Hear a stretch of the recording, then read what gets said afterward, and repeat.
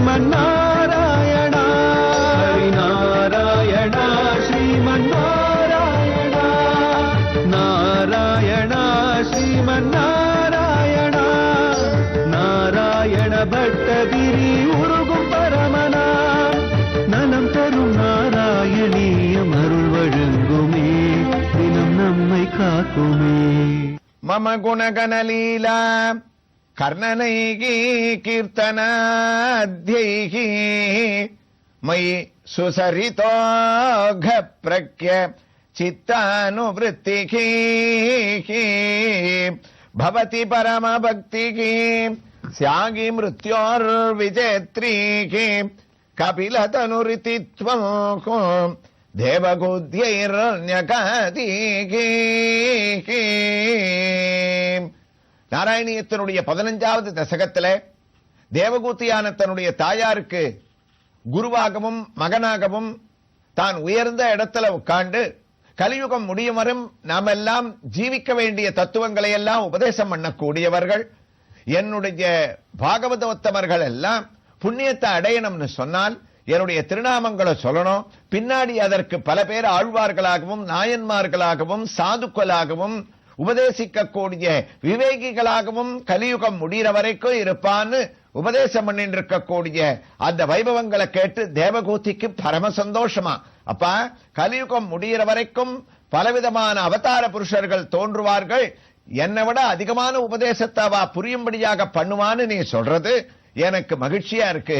ஒன்னே ஒன்னு புரிஞ்சுட்டேன், கலியுகம் முடிகிற வரைக்கும் எல்லாரும் நல்ல கதியை அடையணும்னா ஆடியாடி அகம் கரைந்து இசை பாடி பாடி கண்ணீர் மல்கி நாடி நாடி நரசிங்கா என்று வாடி வாழும் வானுதலே.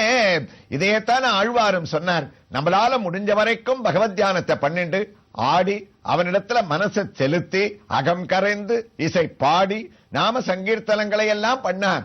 எப்படிப்பட்ட பாபியாக இருந்தாலும் அம்மா என்னுடைய திருநாம சங்கீர்த்தனமானது அவர்களுக்கு உயர்ந்த ஒரு பதவியை எந்த காலத்திலையும் கொடுத்துரும்னு மயி சுசரிதோக பிரக்ய சித்தானுவృத்தி.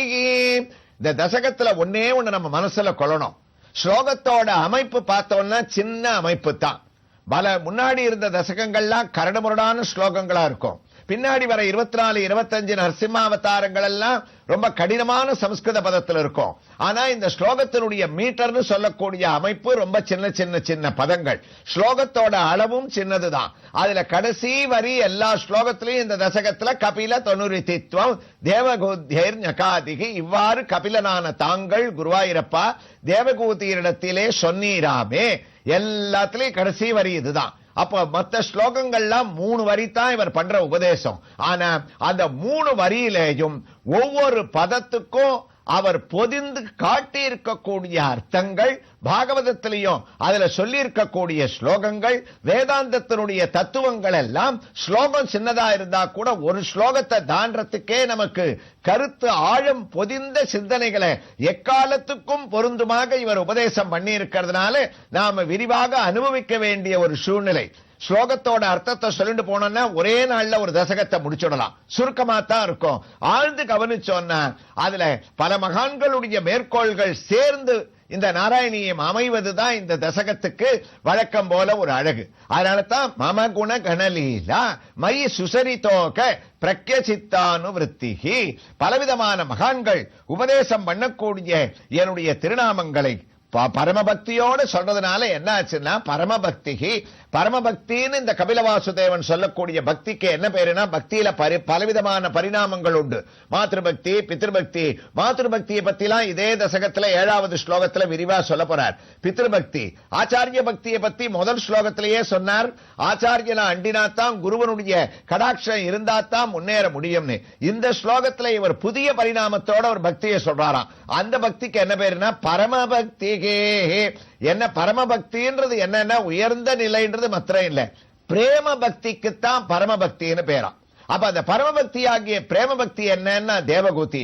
கபில வாசுதேவன் சொன்னார், வெகுளியாக எந்த விதமான ஒரு சிந்தனையும் இல்லாத என்னுடைய தியானத்தை தவிர வேற எந்த விதமான அப்பழுக்கற்ற விஷயங்களை எல்லாம் மனசுலேருந்து தூக்கி போடுறதுக்குத்தான் பிரேம பக்தின்னு பேராம். அதனாலதான் கோபிகைகளுடைய பக்தி இருக்க கிருஷ்ணாவதாரத்துல அது பிரேம பக்தின்னு பேர். இடக்கை வலக்கை தெரியாதவர்கள் இருந்தாலும் கண்ணனிடத்துல தன்னுடைய மனசையே பறி கொடுத்தவர்கள். கண்ணா கண்ணான்னு அவர்கள் கூப்பிடுறதுல யாகம் கிடையாது, தபஸ் கிடையாது. இந்த பிரேம பக்தி இருக்கிறதுனால தான் மகாவிஷ்ணு கோகுலத்துக்கு அவர்களை தேடிண்டு போனானா. வேதபூஷணமாக இருந்தவன் பிரஜபூஷணமாக போனா. எத்தனை பாகவதோத்தமாளாக இருந்தாலும் பக்தி இருக்கிறவா அவனை தேடிண்டு கோயிலுக்கு போகணும். ஆனா பிரேம பக்தி இருக்கிறதுனால இவன் என்ன பண்ணா, வைகுண்டத்திலேருந்து கீழே இறங்கி நந்தகோகுலத்துக்கு அவர்களை தேடிண்டு போனானா. அப்படி எந்த விதமான மனசுல அப்பழுக்கற்று ஒரே சிந்தனையோட கண்ணா கிருஷ்ணான்னு என்ன தியானம் பண்ணக்கூடிய முறை இருக்குமா, அந்த பிரேம பக்தியானது நாம சங்கீர்த்தனத்தால தான் ஏற்படும். என்னுடைய சரித்திரங்களை கேட்கறதுனால தான் ஏற்படும். அப்ப அதை கேட்ட உடனே என்ன ஆகும், செவ்வை சூடுவார் தமிழ் பாகவதத்துல இந்த ஸ்லோகத்துக்கு அழகா தமிழ்ல டிரான்ஸ்லேட் பண்ணார். கலைமதி முகமும் செய்ய கமல யோஜனமும் காமல் சிலை பொருளுதலும் செக்கச்சிறந்தவள் பவளவாயும் மலர் துழாய் அலங்கள் மார்பும் வலம்புரி பொறுத்தகையும் இலகு பொல் தாளுமாக என்னொரு கருதல் வேண்டும் இழைத்திடல் வேண்டும் யோகம் யோக நன்றிழைத்ததாய பழுத்திடத் தரலில் சுட்ட பசுஞ்சுடர் கனகம் போல தழைத்தெழுகின்ற உள்ளம் தன்னுழை பற்றி நின்ற அழுக்கரும் மற்ற காலத்து அம்மா அமலனே அறியலாகும். அப்படி அந்த ஒரு பிரேம பக்தியானது ஏற்பட்டுட்டா என்ன ஆகுமா, அது எப்படிப்பட்ட ஒரு பலனை கொடுக்கிறார்னு இந்த ஸ்லோகத்தை முடிக்கிற தருணத்துல பட்டத்திரி சொல்றது. பட்டத்திரி சொல்லல, கபிலன் உபதேசம் பண்ணத நமக்கு சொல்றார். அப்படி அந்த பிரேம பக்தியானது ஏற்பட்டதுன்னா ஒரு மனுஷனுக்கு எதை கண்டு பயப்படுவான்? திருப்பி திருப்பி திருப்பி வாழ்க்கையில நமக்கு கடைசி பயம் எப்ப மரணம் வந்துருமோன்னு இந்த யமனையும் மரணத்தையும் கண்டா ஒரு மனுஷனுக்கு அப்படிப்பட்ட ஒரு பயம்.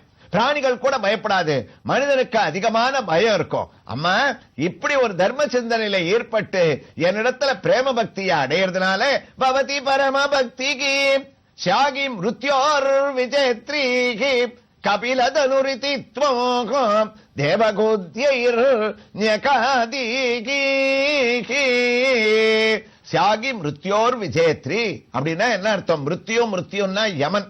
அந்த பக்தி பிரேம பக்தியால ஒரு தடவை நாமத்தை நம்ம சொல்லிட்டோம்னா யம பயமே நமக்கு இருக்காதாம், மரண பயமே நமக்கு இருக்காது. அப்ப என்ன அர்த்தம்?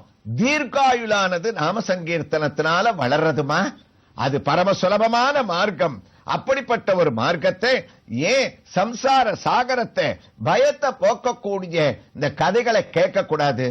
கதையை கேட்டதுனால யமபயம் நீங்கினது நீங்கும் அப்படின்றது நமக்கு கபில வாசுதேவன் சொன்னது இருக்கட்டும்.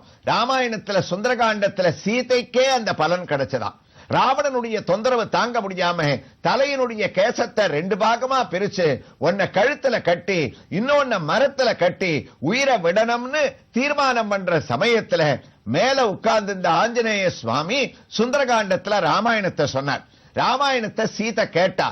தான் பிராணனை விடணும்னு நினைச்சவளுக்கு அரக்கர்கள் ஊர்ல ராமாயணம் கேட்கறதே ஆச்சரியமா இருக்க அப்படின்னு நிமிர்ந்தா கீழே இறங்கினார், மோதிரத்தை கொடுத்தா. அப்ப சீதைக்கே என்னாச்சு? சுந்தரகாண்டத்துல யமபயமானது கதையை கேட்டதுனால ராமனுடைய சரித்திரத்தை ஸ்ரவணம் பண்ணதுனால போச்சுன்றது இல்ல, அவ கஷ்டம் நீங்கித்து உயர்ந்த சாம்ராஜ்ய பட்டாபிஷேகத்தை பண்ணிக்க கூடிய ஒரு வாய்ப்பு கிடைச்சது. அப்படி புராணங்கள்ல இப்படி கதையிலேயே எங்களிடத்திலேயே தெய்வங்களிடத்துல உதாரணம் இருக்கும் போது இத பார்த்தாவது ஷாகி மிருத்யோர் விஜயத்ரீகி ஏன் நம்ப கூடாது அப்படின்னு கபில வாசுதேவன் யமனை கூட ஜெயிக்கலாம்னு இந்த ஒரு உபதேசத்தை தொடர்ந்து இருக்காராம். அதுக்குள்ள நாம இப்ப தரிசிக்க வேண்டிய திருக்கோயில நம்ம கவனத்துல கொள்ள வேண்டாமா?